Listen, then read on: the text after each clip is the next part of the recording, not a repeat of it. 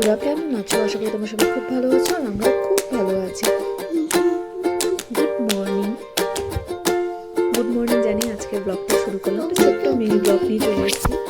আমি স্কুলে চলে গেছে, আর এদিকে দেখো ছেলের স্কুলের ছুটি পড়ে গেছে। ওদের আর কি বৃষ্টির ছুটি, মানে রেইনি ছুটি থাকে, তো সেই ছুটিতে আমরা খুব উপভোগ করছি। এখন মেয়ে স্কুলে গেছে, আর এদিকে ছেলেকে ব্রেকফাস্ট দিলাম, ও খাচ্ছে। আর এদিকে আমরাও ব্রেকফাস্ট নিয়ে নিয়েছি।